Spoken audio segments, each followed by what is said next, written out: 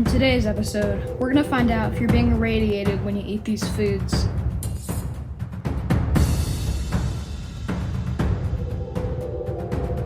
Now, there's two responses that you'd probably have. Why are these foods radioactive? Or why haven't you got bananas here? Well, because I ate the last banana yesterday. And so the reason why these foods are radioactive is because they have naturally occurring potassium in them. And that's a good thing because our body needs potassium. However, some potassium is naturally radioactive, and there's actually a very small amount of it. It's called K40 or potassium 40. And that isotope actually emits beta particles, which are ionizing. However, the amount in these foods are so low that it's practically undetectable. But this no salt here is detectable. So, stay tuned to the end of the video, or near the end of the video, so we can look at that. But yeah, that'll be some fun stuff. So yeah, that's our agenda for today, is to look at why these foods are radioactive and how and if they are. First, let's test the peach. A peach provides you with about 319 milligrams of potassium, which is 6.8% of the recommended intake daily for adults.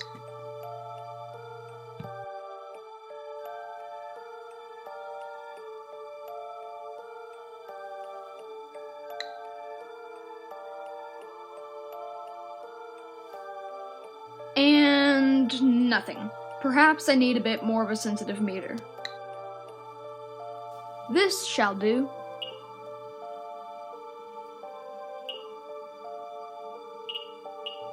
And still nothing. The peach is just not strong enough for either of my meters to detect.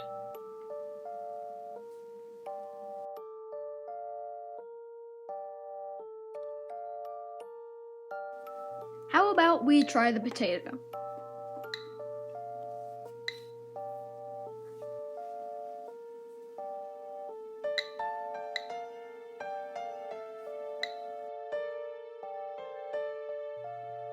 Oh look, it's going up.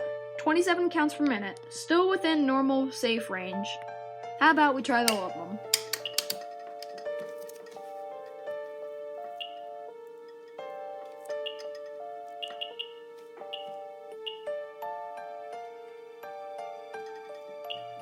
Not quite as much as I expected based on our results of the GQ. But it is still obviously radioactive.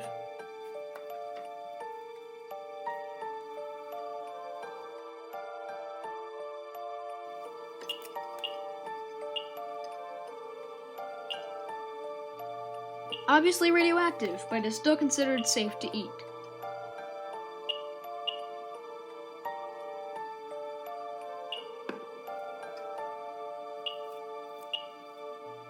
How about we try the refried beans? These may get active. Or not. The metal can probably blocks most of the radiation, since it is potassium 40, which emits beta, which can be blocked by metal.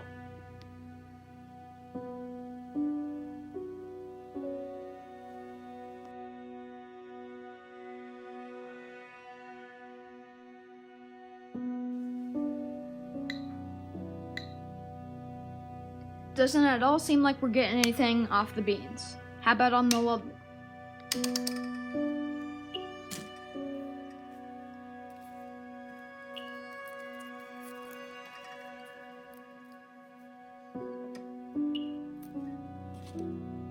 I think we have a visitor.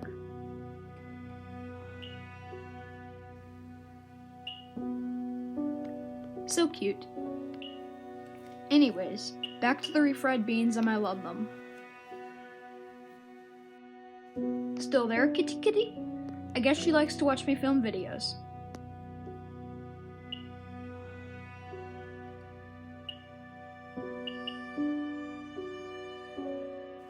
Seems like my meters can't detect what we've been looking at. Let's check at something that they can detect. This is no salt, which is salt, but instead of it being sodium chloride, it's potassium chloride.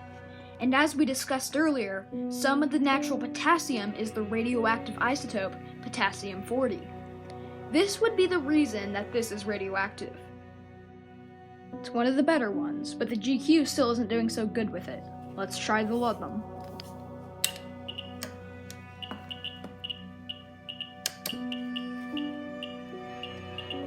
There we go. Now we're picking something up. Scary, yet fascinating.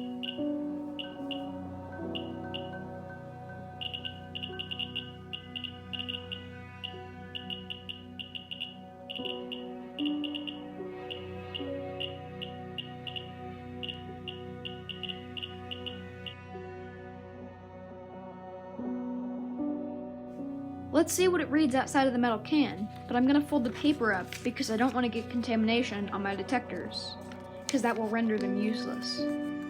They'll always get a super high background, and that's why I'm folding the paper over.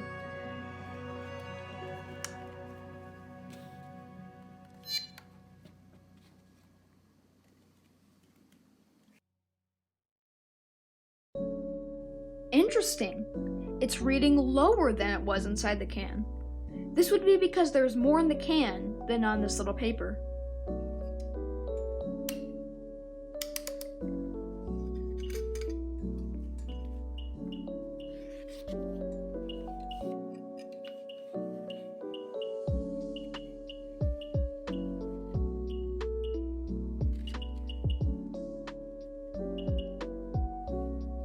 Now I will unfold the paper to demonstrate that there's no alphas, but please, if you do this yourself, please be careful not to touch the probe to the source, because if you do, you will contaminate your probe and render it useless forever. So be very careful, please, if you repeat.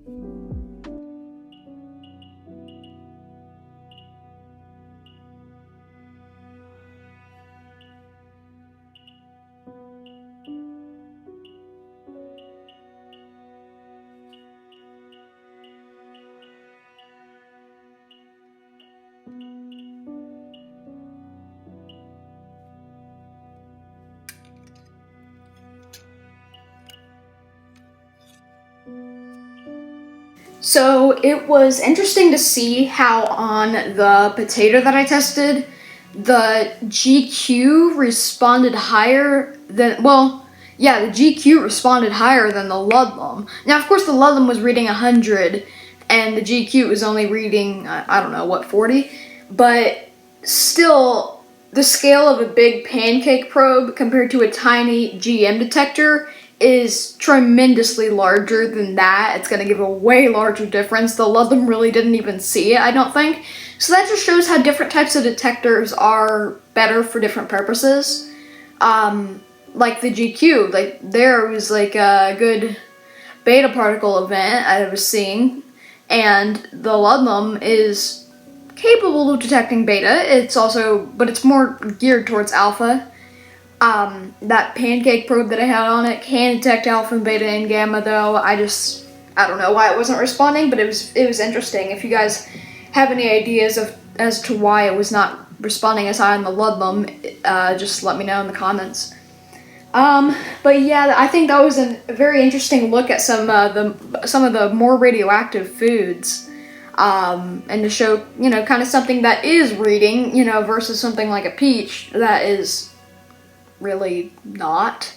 So I think that was a very interesting look at some of the most radioactive foods in your house.